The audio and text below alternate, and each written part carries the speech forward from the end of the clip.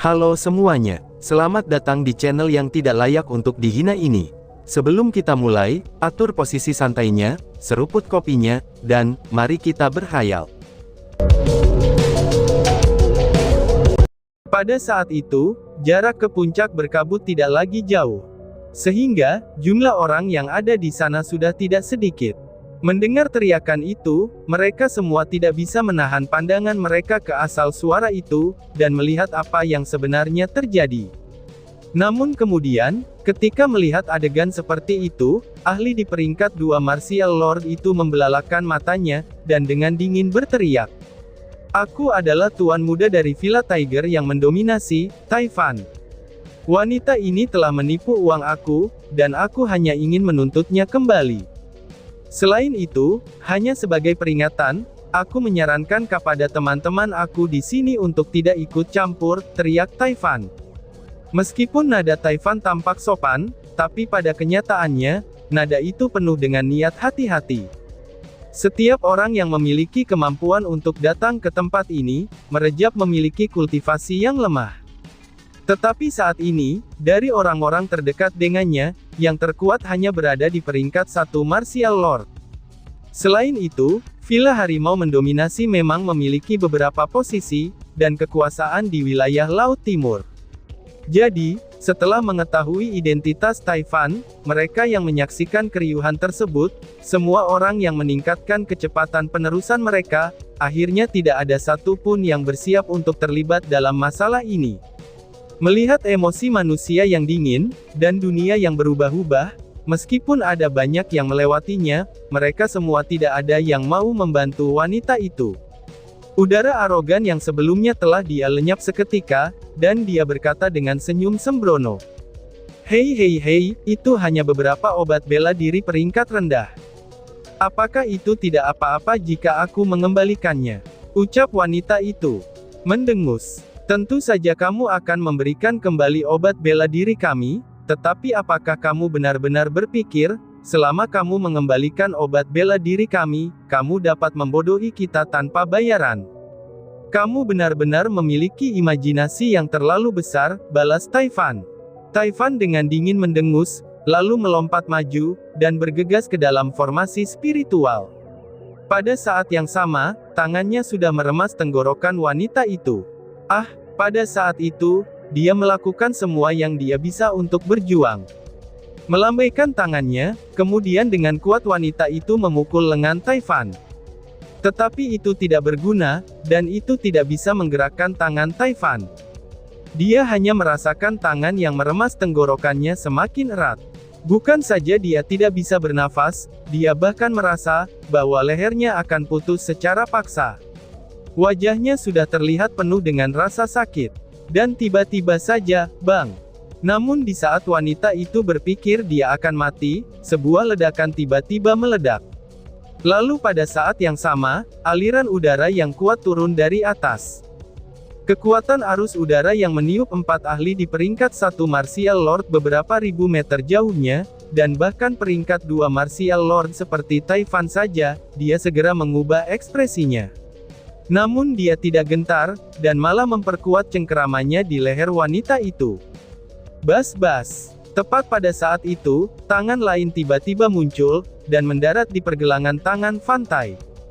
Dengan suara pecah, Taifan merasakan pergelangan tangannya menjadi lembut. Meninggalkan leher wanita itu, dia tidak punya pilihan selain melonggarkan tangannya yang mencengkeram leher wanita itu. Hanya setelah mengambil beberapa langkah ke belakang, Taifan menemukan seseorang muncul di sisi wanita itu. Dan tentu saja, orang itu adalah Chu Feng.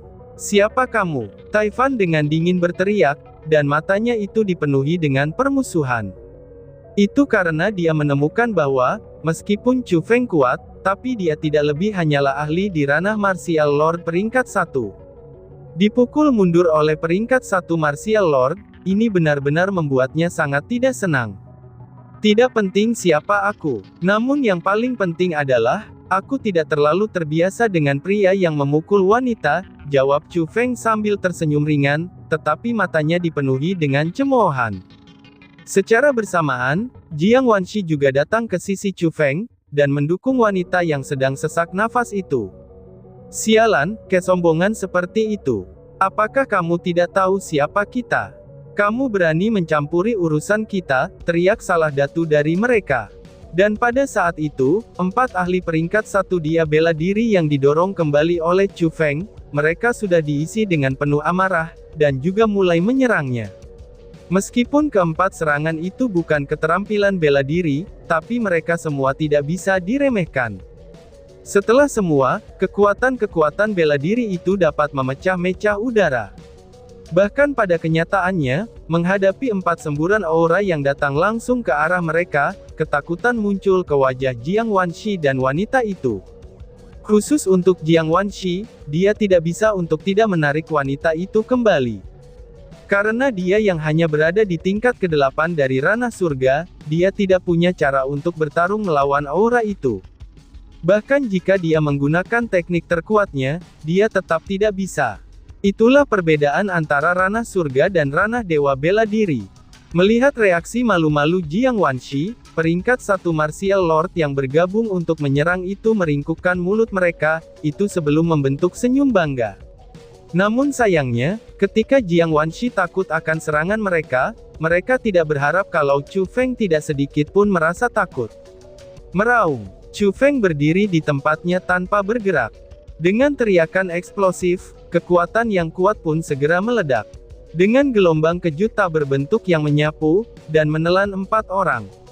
Kekuatan yang kuat itu pun tidak hanya menghancurkan serangan mereka, dan bahkan mendorong mereka kembali. Apakah kamu benar-benar ingin mati? Teriak Taifan. Melihat itu, Taifan tidak lagi menontonnya, dan tidak mau untuk tidak melakukan apapun dari samping. Segera, dia melemparkan pukulan tiba-tibanya untuk menyerang Chu Feng. Bang! Saat serangannya dilempar, langit pun langsung berubah warna. Hanya dengan kekuatannya saja, itu menyebabkan udara di sekitarnya retak seperti cermin yang hancur. Itu bukan serangan biasa, tetapi keterampilan bela diri yang sangat kuat. Mendengus. Namun meski begitu, Chu Feng masih tidak takut dengan pukulan itu. Dia mengangkat tinjunya sendiri, dan benar-benar membuangnya dengan cara yang sama. Selain itu, tinju itu bahkan tidak menggunakan keterampilan bela diri. Itu adalah pukulan yang sangat biasa yang hanya berisi kekuatan marsial. Bang! Gemuruh-gemuruh-gemuruh. Tabrakan kedua tinju itu, seketika saja membuat ledakan yang memekakkan telinga. Gelombang kejut yang mengamuk pun berdesir, dan kemudian menyapu cakrawala. Udara di atas pun pecah, dan air di bawah mulai mendidih. Suasana yang dihasilkan oleh tabrakan barusan, itu benar-benar sangat mengerikan. Dipengaruhi oleh kekuatan yang mengerikan, Taifan terpeleset dan dipaksa mundur beberapa langkah. Namun ketika melihat kembali ke arah Chu Feng, dia bahkan tidak bergerak 1 inci pun, dan masih berdiri di sana tanpa tergerak.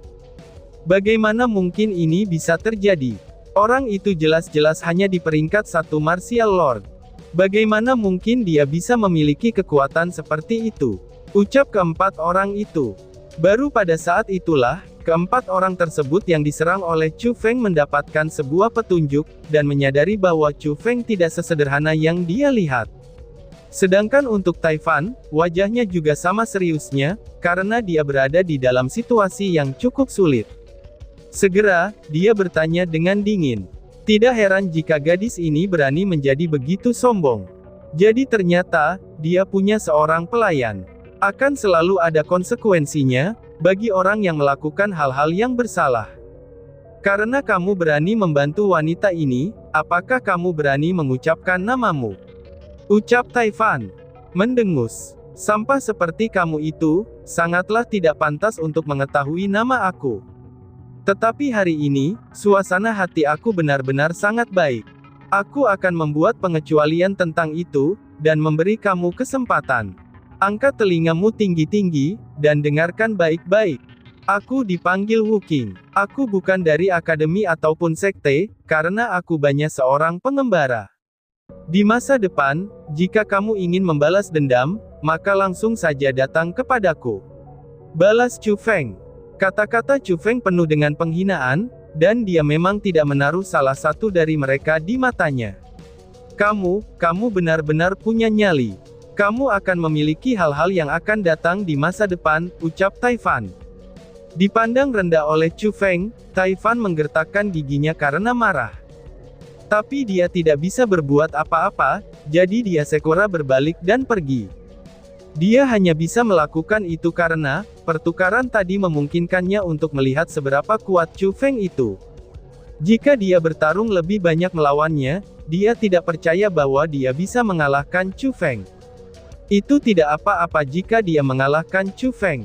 Setelah semua, dia yang sebagai Martial Lord peringkat 2, dia harus mengalahkan Martial Lord peringkat 1. Namun jika dia kalah dari Chu Feng, itu akan terlalu memalukan. Jadi pada saat ini, dia tidak punya rencana lagi untuk bertarung melawan Chu Feng.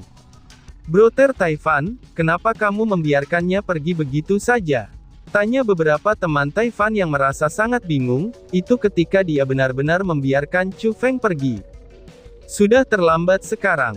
Jika kami tidak menuju ke Misty Peak, maka kami tidak akan bisa masuk. Maka tidak ada di antara kamu, yang ingin melewatkan malam di atas lautan ini. Lagi pula, meskipun gadis itu memang terkutuk, dia tetaplah wanita yang najis. Baru saja, kami sudah menarik perhatian beberapa orang. Jika ada yang mengoceh tentang masalah itu, dan menarik beberapa orang yang ingin tahu, maka itu akan merugikan kita. Jawab Taifan, yang tentu saja dia harus mencari alasan untuk jiwa pengecutnya. Brother Taifan cukup masuk akal. Tidak akan terlambat untuk memberi orang itu seperti dia pelajaran, ucap keempat orang itu. Mendengar itu, meskipun keempat orang lain tahu apa yang dia pikirkan, tapi itu tidak baik bagi mereka untuk mempermalukannya lebih jauh, sehingga mereka hanya bisa pergi begitu saja. Kamu terlalu tampan tuan, untuk membalas budi yang menyelamatkan jiwa ini, aku bersedia memberikan segalanya untukmu, ucap wanita itu. Setelah Taifan pergi, Chu Feng tiba-tiba merasakan kelembutan di belakang punggungnya. Memalingkan pandangannya, dia melihat wanita itu melompat ke arahnya dari belakang, dan kemudian memeluknya dengan erat. Pada saat itu, Chu Feng menemukan bahwa dia benar-benar kotor, hingga di tingkat yang tidak biasa. Selain mata besar dan gigi putihnya yang dia ungkapkan ketika dia tersenyum, dia benar-benar hitam di seluruh tubuhnya. Selain itu, kulit gelapnya bukan warna alami, itu adalah akumulasi kotoran dan noda, dan juga bau selokan. Harus dikatakan bahwa, bakatnya dalam memeluk, itu tidak memberi Chu Feng sedikit kenyamanan. Justru sebaliknya, itu membuatnya merasa sedikit canggung, karena dia benar-benar terlalu kotor. Namun Chu Feng yang berbudaya dan santun, dia tidak mendorongnya pergi ketika dia dipermainkan olehnya. Dia melambaikan tangannya, dan kemudian melemparkannya. Kemudian, dia berkata kepadanya, "Jika kamu melakukan banyak hal yang tidak benar, kamu hanya melakukan bunuh diri." Meskipun mereka salah dengan cara menjadi tamak akan keuntungan kecil, tetapi kamu juga salah, karena telah menjual lencana palsu. Ini berada di wilayah puncak berkabut. Jika kamu mengizinkan mereka mengetahui hal ini, aku yakin kamu akan menghadapi bencana besar. Jadi, yang terbaik bagi kamu untuk cepat pergi dari sini, ucap Chu Feng. Hanya setelah mengatakan itu padanya, Chu Feng menatap Jiang Wanshi dan berkata, "Jiang senior, ayo pergi," ucap Chu Feng. Jiang Wanshi mengangguk, lalu mengikutinya. Pada saat itu, ekspresi yang lebih kompleks muncul di matanya, itu saat dia menatap Chu Feng. Karena sebelumnya, dia secara pribadi melihat Chu Feng mengalahkan 4 ahli di ranah Martial Lord peringkat 1 tanpa bergerak. Dan terlebih lagi, setelah mengalahkan Martial Lord peringkat 2, Jiang Wanshi memuji kekuatan kuat Chu Feng, bahkan lebih dari itu. Mereka berdua adalah murid dari guru yang terkenal, tetapi memikirkan perbedaan antara dia dan Chu Feng, dan mengingat kembali ketika dia bahkan bersikap angkuh di saat mereka pertama kali bertemu, dia tidak bisa menahan perasaan sedikit malu. "Tuan, tunggu!" teriak wanita itu. Tetapi tepat pada saat itu, wanita itu berlari lagi. Namun kali ini dia tidak memeluk Chu Feng, dan berhenti 1 meter darinya. Segera membuka tangannya, dia memberikan lencana kepada Chu Feng sambil mengatakan, Tuan, alam abadi yang bertanda bela diri ini, itu hanya dibuka setiap 6 tahun sekali. Saat ini, hampir semua jenius puncak wilayah Laut Timur telah datang ke sini, dan mereka sedang berbaris di luar sekarang. Semua identitas mereka harus diperiksa secara individual, atau mereka tidak diizinkan untuk masuk. Baru saja, kamu bilang kalau kamu bukan dari akademi ataupun sekte, jadi aku khawatir kalau kamu tidak akan bisa masuk. Namun selama kamu memegang lencana ini, kamu tidak perlu mengantri dan bisa masuk, ucap wanita itu. Nona, tidak perlu bagimu untuk khawatir. Kami berdua pasti bisa masuk, kata Jiang Wanshi dengan sangat percaya diri. Kamu tampaknya sangat percaya diri, dan aku yakin kamu harus memiliki semacam latar belakang. Namun sayangnya, Misty Peak selalu memandang semuanya dengan adil. Saat ini, dari sekian banyaknya jenius puncak di tempat ini, kamu adalah salah satu yang tidak memiliki latar belakang. Semua dari mereka dengan patuh menunggu dalam barisan. Lalu atas dasar apa kamu diizinkan masuk? Atau mungkin, kamu juga jenius luar biasa, dan telah menerima lambang berkabut yang dikirim oleh puncak berkabut. Dan kamu dapat menerima perawatan terbaik dan langsung masuk. Wanita itu bertanya dengan mengejek, itu ketika dia melambaikan lencana di tangannya. Kamu, mendengar dia berbicara seperti itu, Jiang Wanshi sedikit marah, tetapi segera dia mengendalikan emosinya.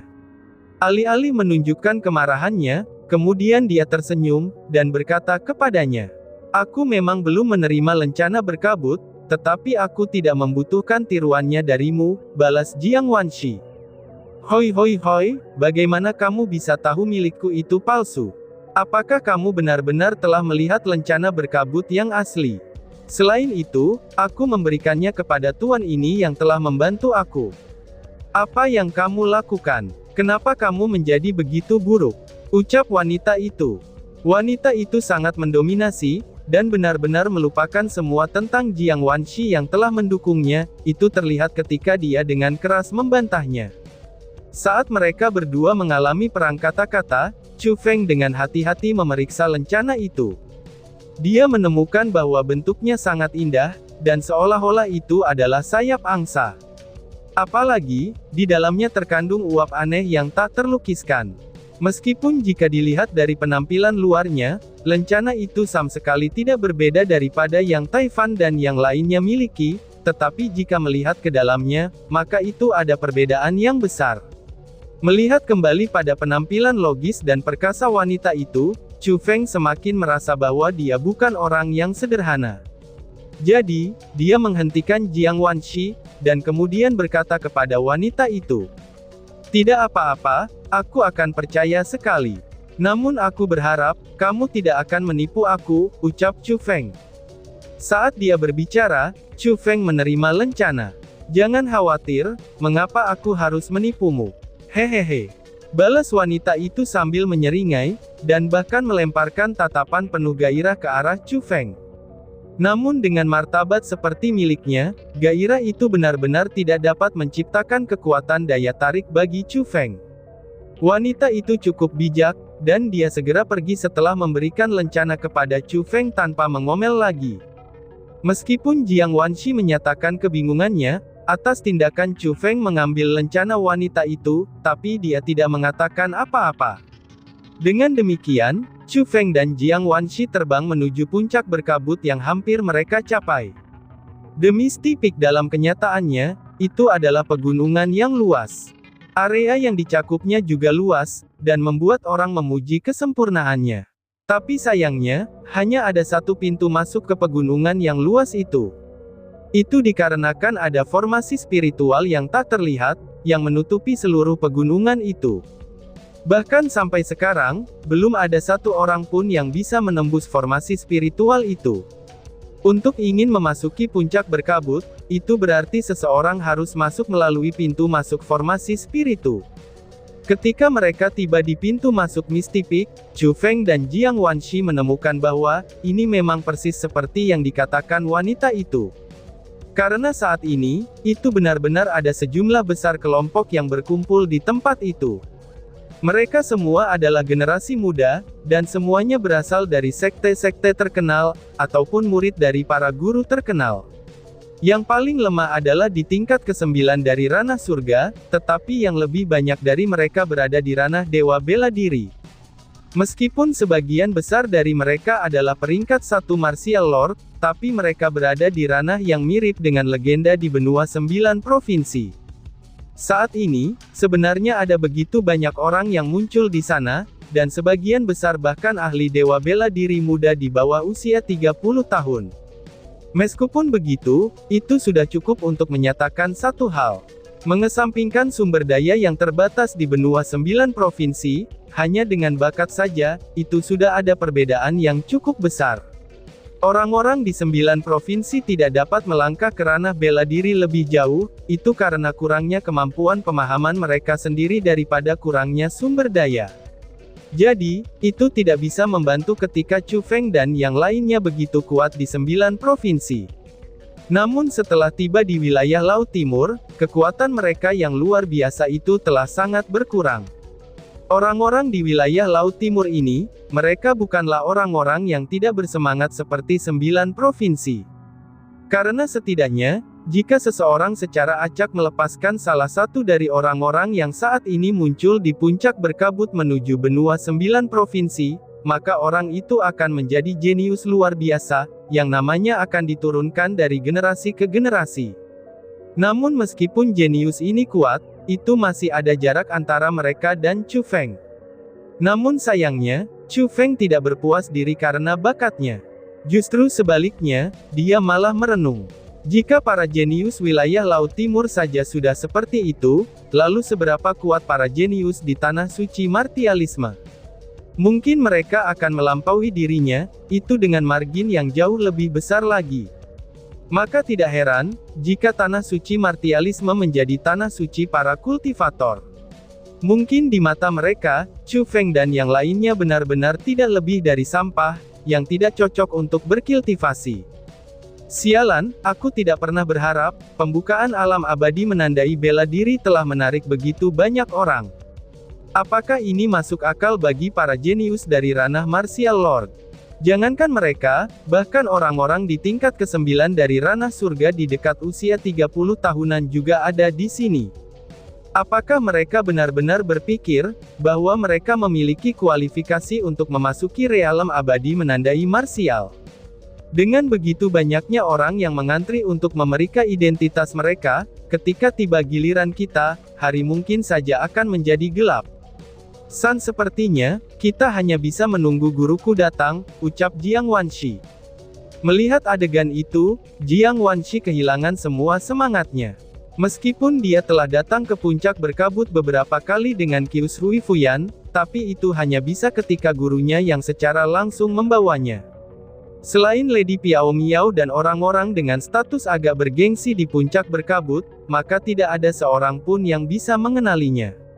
Dan untuk orang yang menjaga pintu masuk saat ini, mereka adalah pelayan biasa di Misty Peak. Meskipun mereka memiliki kultivasi yang layak, tapi mereka tidak lebih dari seorang pelayan. Mereka tidak mengenali Jiang Wanshi, jadi dia juga tidak bisa melakukan apa-apa. Mereka hanya bisa menunggu dan berharap bahwa Qius Hui Fuyan bisa merawat iblis dengan lebih cepat, dan kemudian membawa mereka masuk. Dan tiba-tiba saja bersambung. Sekian dan terima kasih banyak. Bye-bye.